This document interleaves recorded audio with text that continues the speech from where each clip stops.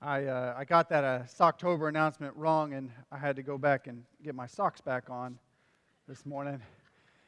Um, but that really is a great opportunity to help out a ministry in need. So bring those socks during all the month of October. Let's blow that 500 out of the water.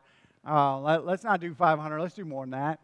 I was down at the Hub this past Wednesday and got to meet several people who are part of that ministry, but also being ministered to.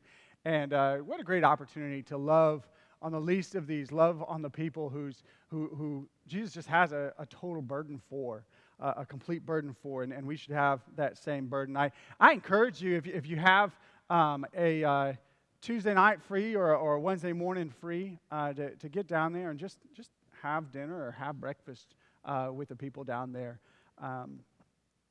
and just be in prayer for that ministry as well.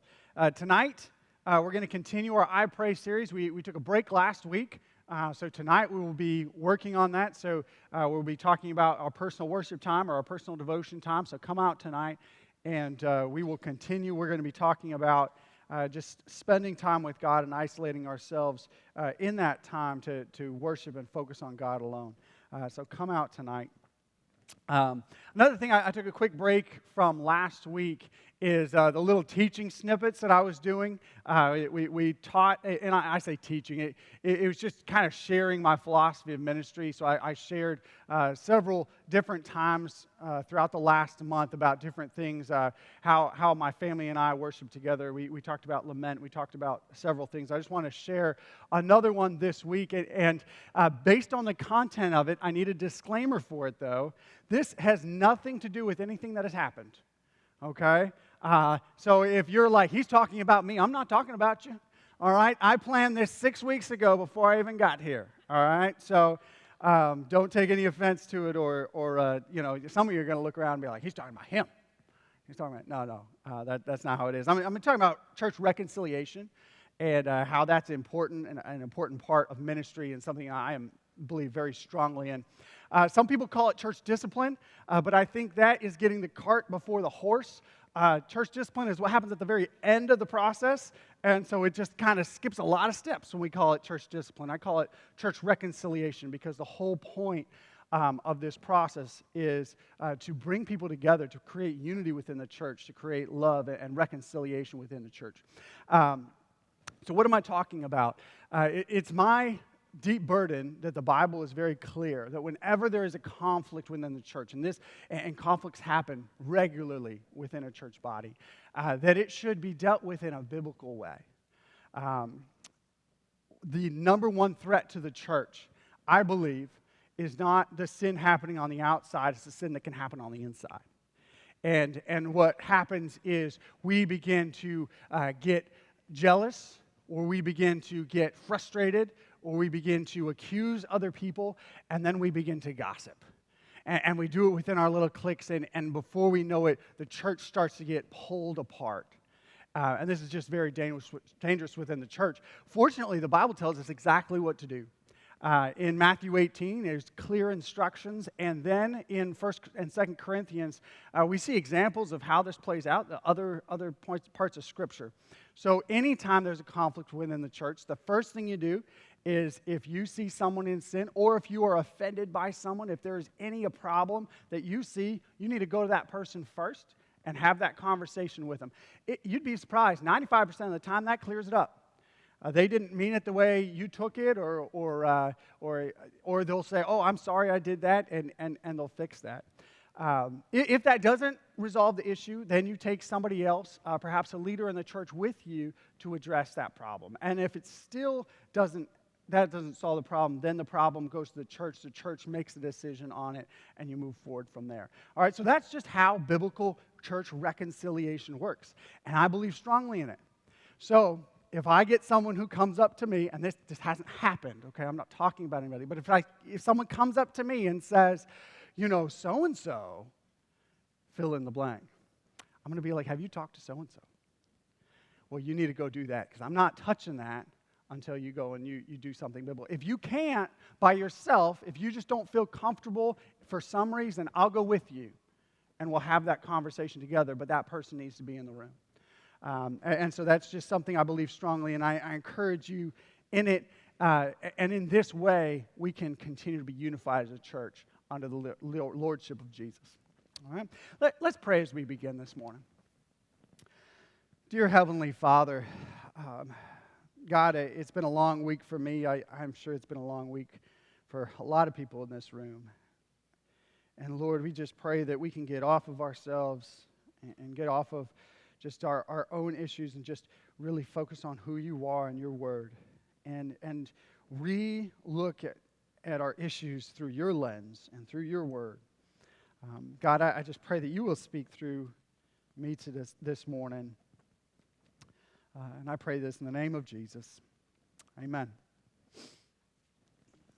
You know, growing up, my dad was out of job a lot. He was out of job a lot. And the reason was he had a seminary degree, and he was in an IT field. And that degree didn't really help him all that much. And so because of that, there was often times that we were struggling or he was in transition. I remember there was one time when he was out of a job, I believe for 9 months. I don't remember exactly how old I was at that time, but I remember we were struggling. I remember two things from that time period very distinctly. One is that for about 2 weeks straight, we ate cheese fondue. And, there was a church that had a senior adult banquet, and they had cheese fondue at that banquet, and we got the leftovers. And for the first 3 days, it was awesome. And after a while, it got old, I'll tell you. Another thing I remember was I remember being so sick of water, drinking nothing but water. I remember being sick of it, and I remember I had saved a few dollars, and I remember just asking, can I buy lemonade for the family so that we can drink something besides water? And I just remember a lot of uncertainty there. There were other times that my dad was transitioning, and I just remember being frustrated and determined. I was determined that I was going to grow up, I was going to have a family, and we were never going to struggle like that. It wasn't going to happen. I was going to take control of my family, my household, my castle, my kingdom, if you will, and we weren't going to have to struggle like that. And we all do that. In one way, shape, or form, at some point in our life, we say, I'm taking control. I don't like uncertainty in this way or that. Perhaps you were raised poor, and now you just hold on to every penny. You're like, oh, you're a total skinflint because you want to control that. Or maybe you grew up in a family where there was a lot of uncertainty. Maybe you had a broken home. And so now you want to control that. No, that's not going to happen to my family. Or I'm not going to have a family at all. I'm going to control it in that way. No family because I don't want to break it. I don't want something to go the way I don't want it to go. Or maybe you wanted to control it in a different way. You know, oftentimes we're like, yeah, if I could make it, then I can control my life. If I could be that sports star, or if I can be that rock star. Let's be honest. All of us, at least one time in our life, played air guitar on our dad's tennis racket in front of the mirror. Maybe spiked our hair just a little bit. You know, we're like, yeah, I'm gonna make it in that way. But we were like, I can control my life. I can make a kingdom where there's peace, where I don't have to worry. And y'all, there's some good news. There's some real good news. That kingdom exists.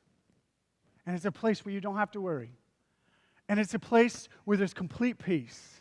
And there's a place where you don't have to wonder what is going to attack you. And Scripture describes it. It's described in Psalm 91. We're going to put it up here on the screen for you. And this is a few verses from Psalm 91. It says, "The one who lives under the protection of the Most High dwells in the shadow of the Almighty. I will say concerning the Lord, who is my refuge and my fortress, my God in whom I trust, because you have made the Lord, my refuge, the Most High, your dwelling place, no harm will come to you. No plague will come near your tent. For he will give his angels orders concerning you to protect you all of your ways. They will support you with their hands so that you will not strike your foot against a stone." Doesn't that sound great? A place where you're in complete protection, where God watches over you and you don't have to worry. Don't you want to live there? Well, over the next several weeks, we're going to be talking about this kingdom. We're going to be talking about how wonderful it is, all the things inside of it, how we should act in this kingdom, the rules of the kingdom, how to get into the kingdom. But before we get there, we have to deal with something else. And that is, although there's this wonderful kingdom, there's another kingdom that's a fake kingdom. It's a false kingdom. And it can be very, very deceptive. And we have to be able to discern which things and when we're living in which kingdom. But here's the good news. Jesus walked in our shoes, and he showed us exactly how to determine which is which. And we're going to look at this this morning. If you have your Bibles with you, I hope you do, please turn with me to Matthew chapter 4. Matthew chapter 4, we're going to start in verse 1. And here in this chapter, Jesus walks in our shoes and shows us exactly how to discern between the false kingdom and the real. Matthew chapter 4, and we'll start in verse 1. It says, "Then Jesus was led by the Spirit into the wilderness to be tempted by the devil. After he had fasted for 40 days and 40 nights, he was hungry." Now, when you first read this, it might bother you a little bit. And it bothered me a little bit. Why? Because we read this and it says, Jesus was led by the Spirit of God to be tempted, for the purpose of being tempted. And we're like, wait a minute, isn't there a scripture somewhere that says that God doesn't tempt? Absolutely there is. We're going to put it on the screen for you. It's James 1, 13 and 14. It says, "No one undergoing a trial should say, 'I'm being tempted by God,' since God is not tempted by evil, and he himself doesn't tempt anyone, but each person is tempted when he is drawn away and enticed by his own evil desires." And you're like, okay, Paul, what's going on here? Well, there's actually two things going on, but it's the same word. Okay, so there's one Greek word, and this Greek word can mean tempt, or it can mean test or trial. And you know the difference based on the context. Okay, a test or a trial, think of a tackling dummy. Okay, you're out there on a football practice, a tackling dummy, that is something in your way that is testing you and making you stronger, but it's for your benefit. It's to make you better. Whereas the temptation has a different motive behind it. A temptation is something sinister that's put in your place in order to make you fail. Another example, for a test, there's the ACT. Right? Most people in high school will take the ACT. This is a test to see where you are at and how you can perform. And preparing for that test can be a trial that makes you better so that you can perform better on the test. However, a mousetrap's a kind of a test. It's testing the mouse on his self-discipline, on his cunning. But whoever puts the cheese in that mousetrap has much different motives. Do you understand? So we have a test and we have a temptation. And the Holy Spirit brings Jesus out into the wilderness to test him, but the devil shows up with much different motives. Pick up with me in verse 3. It says, "The tempter approached him and said, 'If you are the Son of God, tell these stones to become bread.' And he answered, 'It is written, man must not live on bread alone, but on every word that comes from the mouth of God.'" Now, I don't know about you, I read this and I say, that's not a big deal.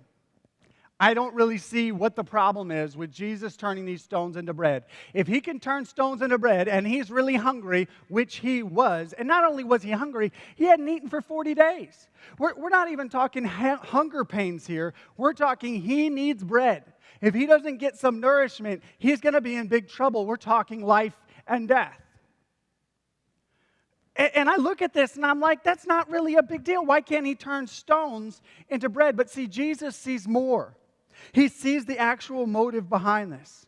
And he understands that it's not necessarily about the bread, it's about who's providing and who's in control.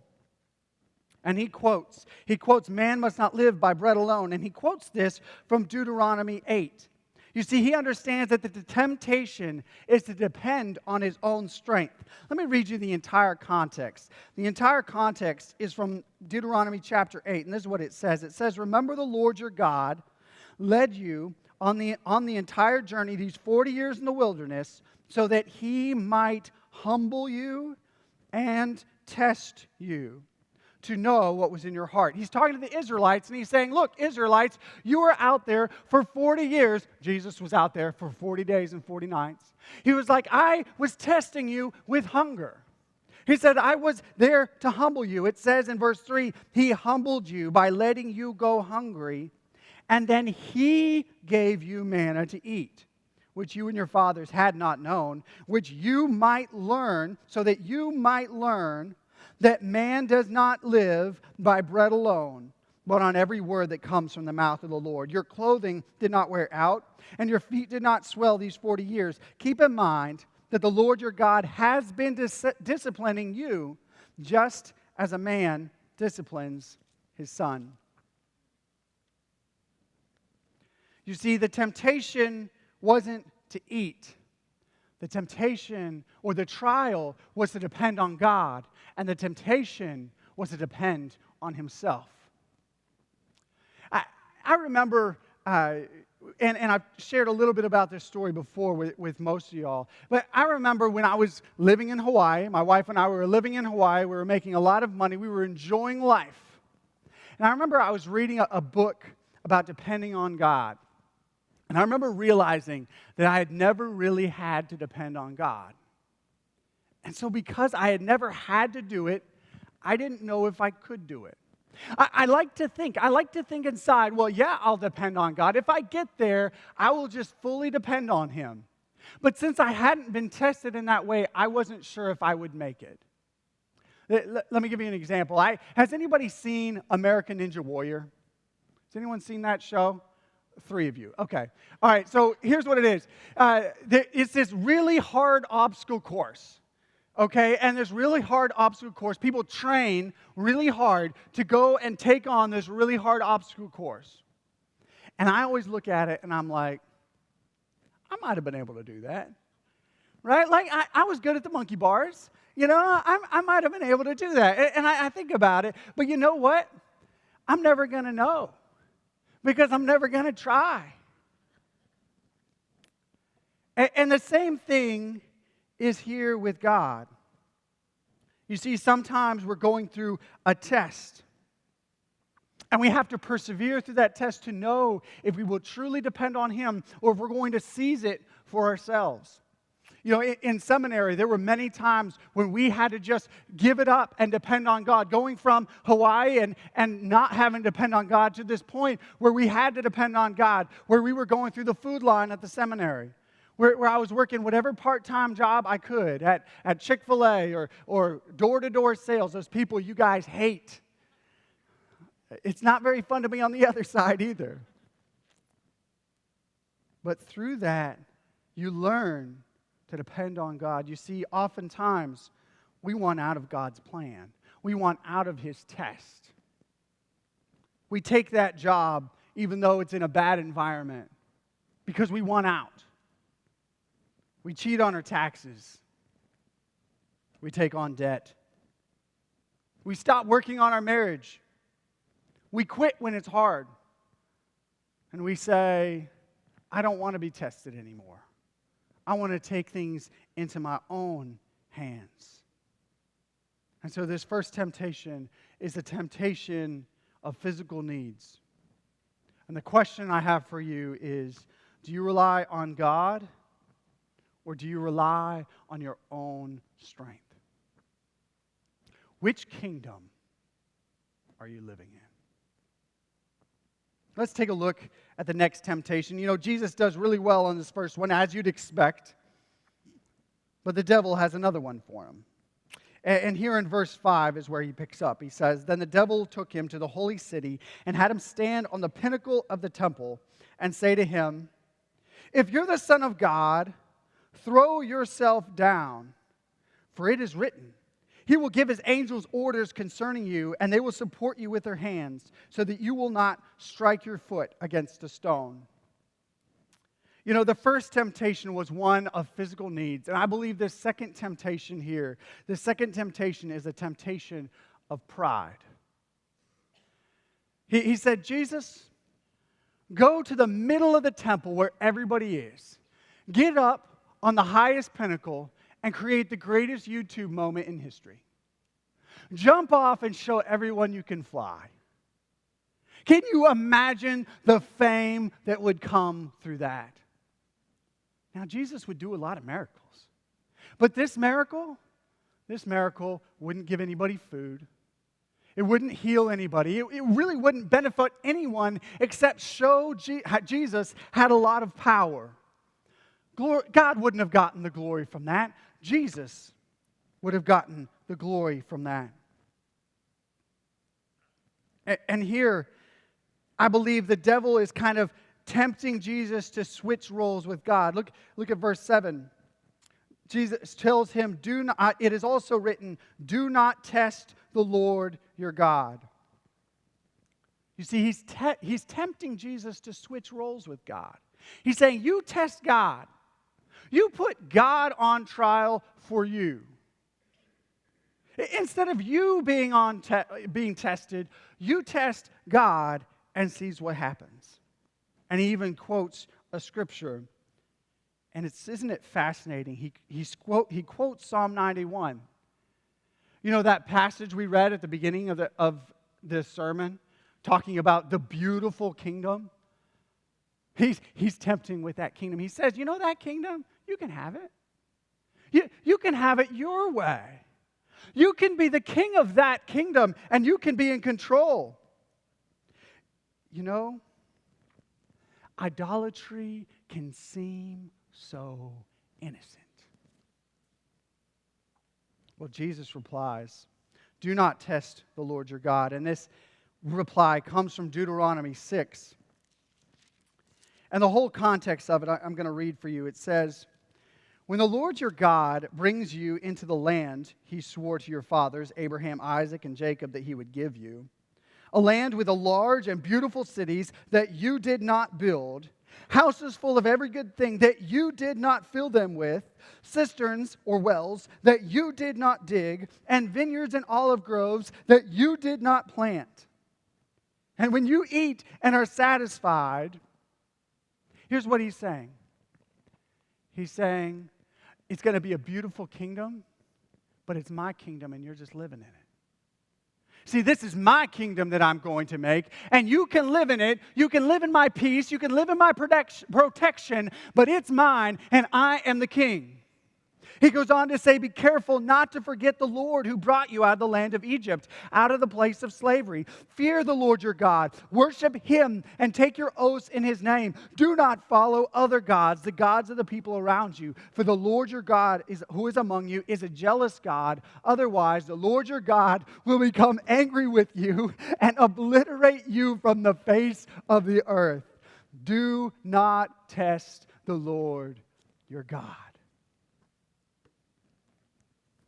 You see, it's God's kingdom, and we're just living in it. It's not about pride. In it, there's no selfishness. You can't live for yourself. You can't just come and have wonderful worship experiences for your benefit. There's not a cool factor there. No, this is God's kingdom. And we're just living in it. And so this temptation, this second temptation, is a temptation of pride.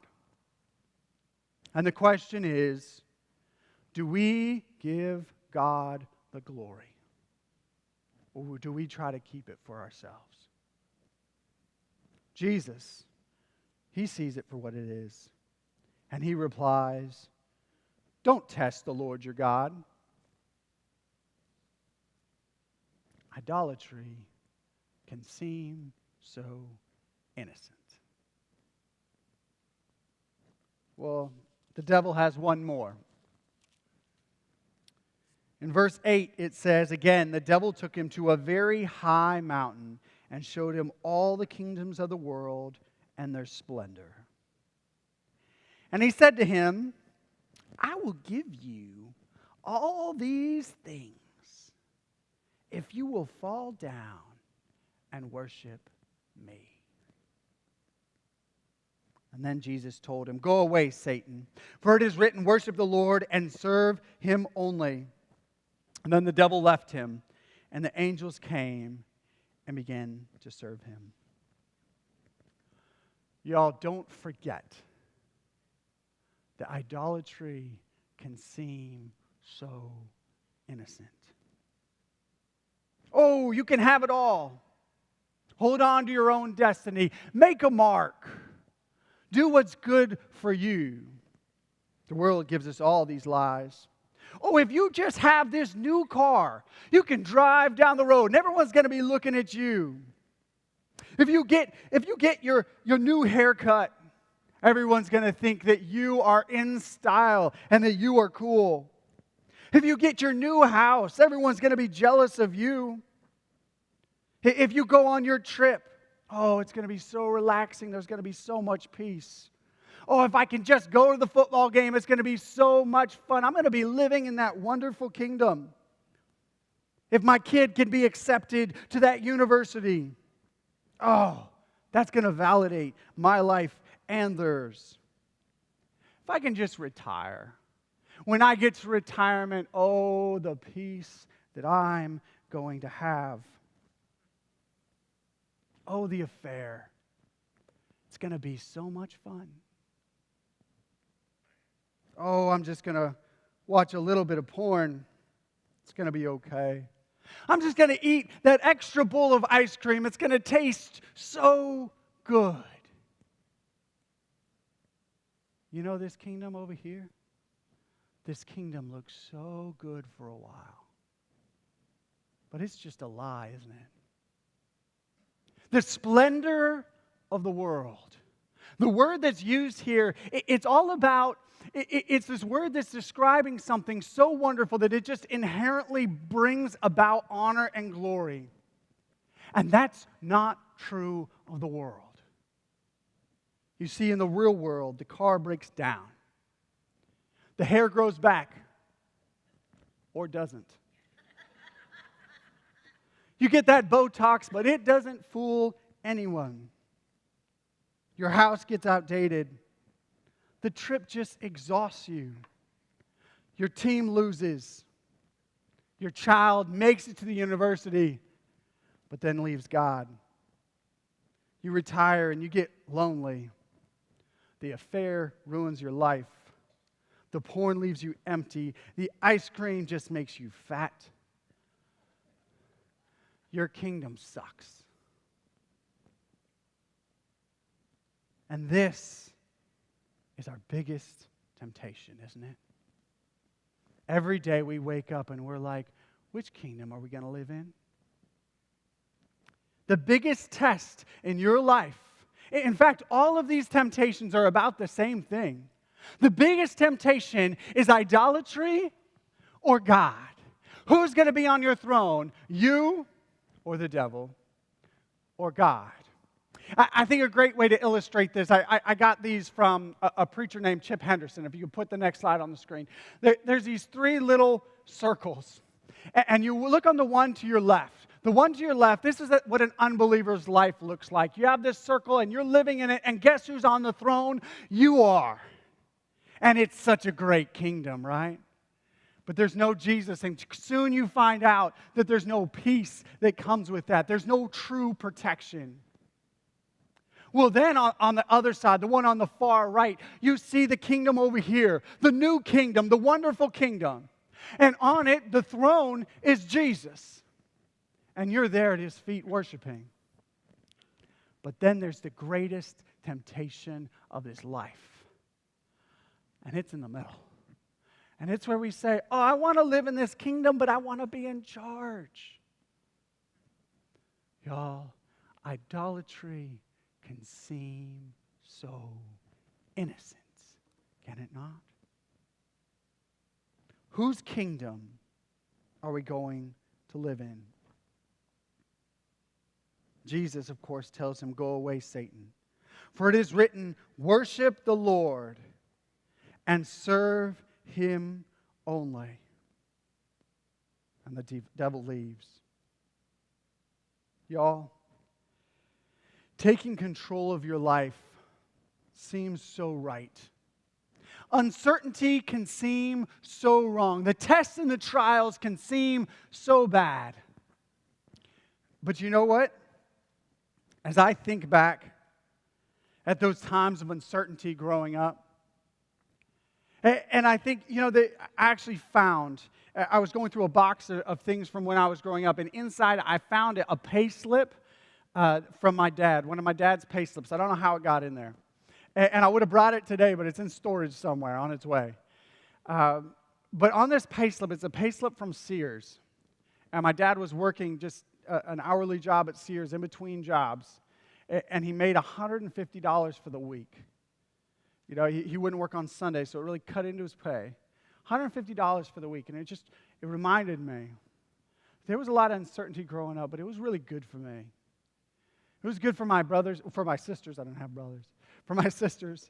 It was probably good for my dad and my mom to learn how to depend on God.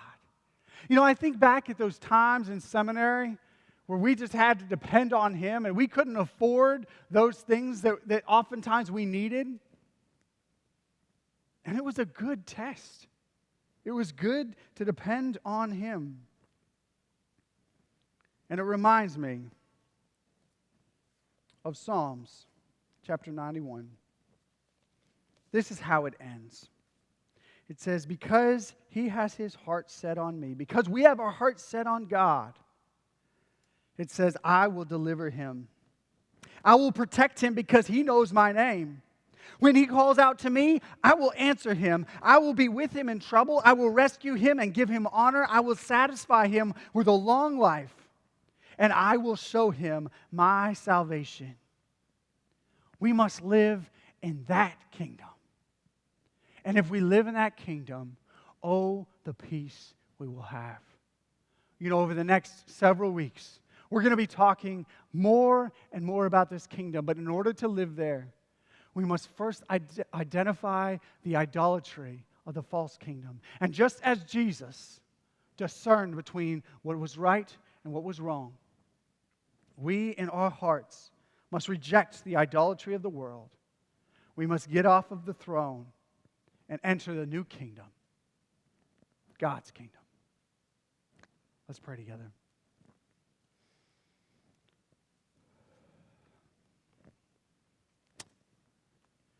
Dear Heavenly Father, we come before you knowing that idolatry is often in our hearts. That we seek to sit on a throne in this splendor of the world. But God, oftentimes you bring us through the hard times, through the trials, through the time of fasting. Lord, may our hearts be humble before you. May we let go of this world. May we let go of the splendor. May we let go of the lies of this world and instead seek you and your kingdom above all. Keep your eyes closed. This morning, if you are convicted in your heart and you say, I've been living in the world. I've been living in the world and I've never made a commitment to follow Jesus. But today is the day. Today, I'm going to make a commitment to reject this world's kingdom that has brought me nothing but lies. And I want to live in a new kingdom to follow Christ. If that's you, raise your hand this morning. Raise it high so I can see. I see that hand. I see that hand. I see that hand. You can put your hands down. If you are here this morning, you say, you know what?